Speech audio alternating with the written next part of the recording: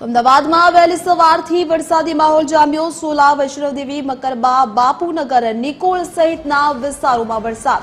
શહેરમાં અનેક જગ્યાએ રસ્તાઓ પર પાણી ભરાયા હોવાના દ્રશ્યો સર્જાયા તો રસ્તાઓ પર પાણી ભરાતા વાહન ચાલકોને હાલાકી ભોગવવાનો વારો આવ્યો છે। ઠેર ઠેર પાણી ભરાતા ઓફિસ જતા લોકોને મુશ્કેલી વેઠવાનો વારો આવ્યો છે। તો આપણે જણાવી દઈએ કે હવામાન વિભાગ દ્વારા વરસાદને લઈને આગાહી વ્યક્ત કરવામાં આવી છે। આગામી 3 દિવસ ભારે વરસાદની આગાહી વ્યક્ત કરવામાં આવી છે। ત્યારે અમદાવાદમાં વહેલી સવારથી જ વરસાદી માહોલ જોવા મળી રહ્યો છે।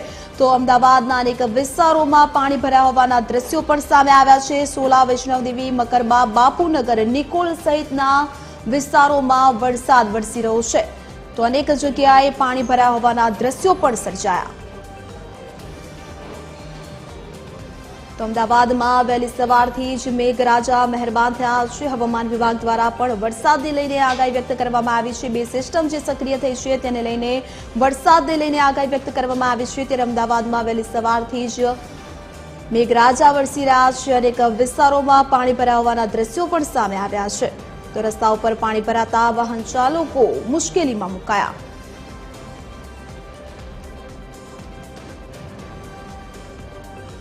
તો વધુ જાણકારી સાથે આયુષી યાજ્ઞિક અમારી સાથે લાઈવ જોડાઈ ચૂક્યા છે। જી આયુષી, આપ જે વિસ્તારમાં હાલ ઉપસ્થિત છો ત્યાં કેવો માહોલ છે? વહેલી સવારથી જ અમદાવાદમાં મેઘાવી માહોલ જોવા મળી રહ્યો છે। જી બિલકુલ રહેના જે રીતે અમદાવાદ શહેરની અંદર વહેલી સવારથી ધીમી ધારે વરસાદ વરસી રહ્યો છે। અમદાવાદની અંદર સાર્વત્રિક વરસાદ વરસી રહ્યો છે। અમદાવાદના પૂર્વની અંદર એટલે કે ખાસ કરીને કઠવાડા, નરોડા, નિકોલ જેવા વિસ્તારો છે કે જ્યાં વરસાદનું પ્રમાણ વધુ નોંધાઈ રહ્યું છે। એટલે કે વરસાદ તો ધીમી ધારે છે પરંતુ તેની માત્રા વધુ જે છે તે નોંધાઈ રહી છે। કેટલાક વિસ્તારોની અંદર તો વહેલી સવારથી ધીમી ધારે વરસાદ હોવા છતાં પણ વરસાદી પાણી ભરાઈ ગયા હોવાની પણ સ્થિતિ સામે આવી છે।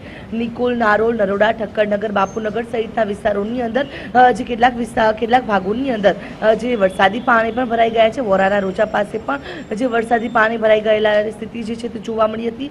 ઓફિસ અવર્સ દરમિયાન આ પ્રકારે વરસાદી પાણી ભરાઈ જતા વાહન ચાલકોને પણ ક્યાંક મુશ્કેલી વેઠવાનો વારો આવ્યો હતો।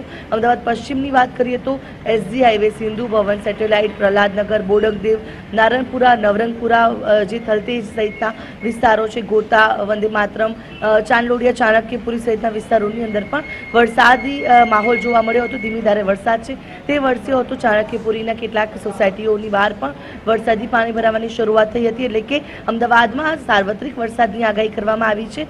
અલગ અલગ વિસ્તારોની અંદર જે વરસાદ વરસી રહ્યો છે તેમાં કેટલાક વિસ્તારોમાં નજીવા વરસાદમાં પણ વરસાદી પાણી ભરાવાની જે શરૂઆત છે તે થયેલી જોવા મળી રહી છે। રહેના જી આયુષી, આપ અમારી સાથે જોડાયા તે બદલ આપનો ખૂબ ખૂબ આભાર। તો અમદાવાદમાં અનેક વિસ્તારોમાં વરસાદી માહોલ જોવા મળી રહ્યો છે। વહેલી સવારથી જ અમદાવાદમાં વરસાદ જામ્યો છે ત્યારે ઠેર ઠેર પાણી ભરાતા ઓફિસ જતા લોકો પણ મુશ્કેલીમાં મુકાયા।